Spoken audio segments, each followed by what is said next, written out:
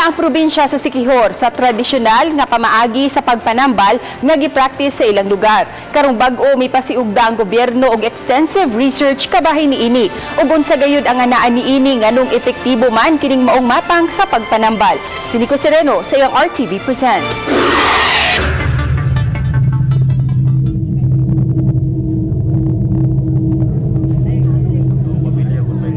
Kung tradisyonal nga pamaagi sa pagpanambal ang hisgutan, di magpawahi ang Siquijor. Matag Semana Santa, dunay healing festival pa sila nga himuon aron ma-promote ang traditional healing sa isla. Ang mga bisita makadangop sa mga mananambal ug makapalit sa lain-lain nga mga tambal alang sa lain-lain katuyuan. Kahigayunan sab kini aron mapakita sa mga healers ang proseso sa paggama ug pagluto sa ilang mga panambal gamit ang mga tanom ug ubang ingredients. Ang Department of Science and Technology ug Philippine Council for Health Research nagpasiugda og usa ka pagtuon aron hingpit nga pasusi ang practice sa traditional healing. Ang US-based nga doktor ang usa sa ilang gitap alang sa study. Usa sa iyang gisusi ang scientific basis niining mga tanom, kung unsay sangkap ug nganong epektibo sa pagpanambal. But in order to be effective, you have to know the scientific basis. What are the phytonutrients or chemicals found in it? When would it become a danger for poisoning? So those are unanswered because these people who heals as traditional healers, it was just handed to them as like inherited knowledge. Gipahimug-atan ni Hikosala, traditional medicine ang angayang itawag ning maong matang sa pagpanambal ug dili alternative medicine. Kay ang mga traditional healers mas nauna pa man gani.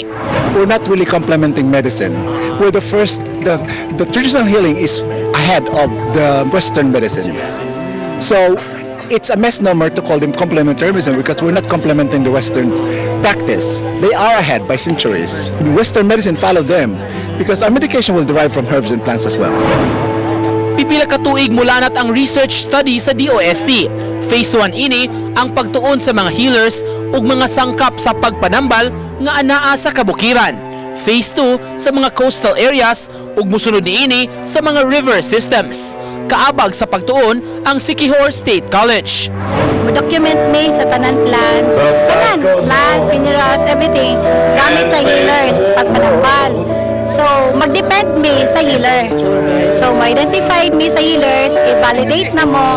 And once sila na ginang healers, recognize, dungan na mi the whole year, dungan mi. Ang resulta sa pagtuon, i-share unya sa DOH ug ubang research institutions. Kay mahimo man sab kini nga basihanan sa pagdiskobre pa ug dugang nga mga tambal.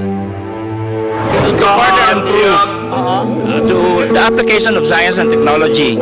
That's why we tap the real resource speaker from Arizona University who happened to be a Filipino. That's in connection with our Balik Scientist program with the UST. Nanata oy scientific studies. So ma-recognize na nganong epektibo ning mga tambala alang ni anang specific nga mga klase sa sakit. Aminado hinuon ang mga doktor nga duna say mga aspeto sa pagpanambal sa taga Siquijor nga dili masayon-sayon pag-eksplikar. Bisan sa siyensya, kini ang gitawag nga faith component. Usa sa sanglitanan niini ang pamaagi sa pagpasa sa gift o hiyas sa pagpanambal ngadto sa lain nga tawo. Buta nga matud pa dili kabalibaran kay may ngilad nga mahitabo kun dili modawat. Pag mahimo gani kang healer, daghan kig bawal. Bawal magsugal, bawal magbinuang, bawal na siya. Otherwise, mawala yung kanang mura gift. Taliwa niini, giklaro sa mga doktor, di gyud kabintahaan ang practice sa traditional medicine. Matud ni Hikosala, kay bisan sa advancement sa siyensya ug teknolohiya, na panglantawan sa World Health Organization nga sa umaabot, mubalik ra gihapon sa traditional medicine sama sa herbal nga pagpanambal.